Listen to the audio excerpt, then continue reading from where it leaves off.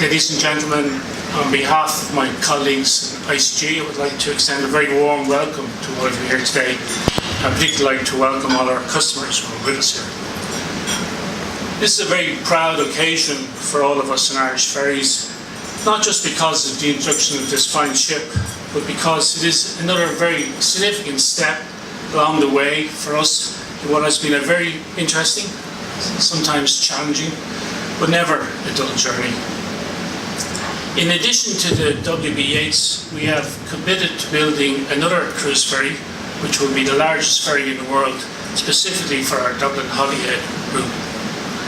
I suppose this is testament to our belief in the economic outlook for Ireland and our belief in our own business model, which offers a critical infrastructure bridge for Irish exporters, importers and car tourism on and off the island. We may not get the attention from the Irish government that the airlines and the airports get, but trust me when I say that the type of connectivity that we offer is critical to multinational trading companies who wouldn't come to Ireland without that type of connectivity. At this stage, we carry about 30% of all the freight units coming in and out of the Republic of Ireland and just over 50% of all the cars and passengers. They say history doesn't repeat itself, but it does rhyme. The first ship we built was in 1995, and we called it Isle of Innisfree, named after Lake Isle of Innisfree, poem by WB Yeats.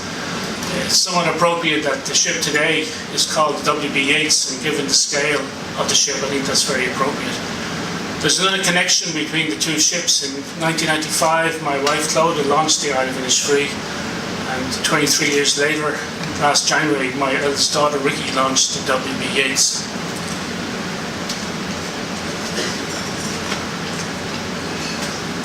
It's probably fair to say I'm best known as the numbers man in ICG, the spreadsheet jockey if you like. Truth be known, in school English was my strongest and my favourite subject, and Yeats was my favourite poem, so you can make the connection of where all the names are coming from. One of his famous poems was Thoughts of Heaven, which ends with, "But I being poor have only my dreams. I have laid my dreams under your feet. Tread softly, for you tread on my dreams." Back in 1992, when we combined B&I Ferries and Irish Continental line, we had our own dream. It's fair to say that despite the island nation status of Ireland, we have not a good history in developing Irish shipping companies. We had the spectacular collapse of Irish shipping, the virtual collapse of B&I line, and Irish Continental line was struggling in Ireland and France.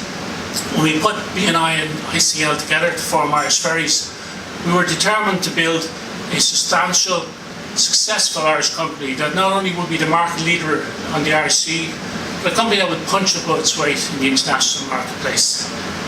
With the arrival of the Yeats today, we have just surpassed the $1 billion capital investment in that dream.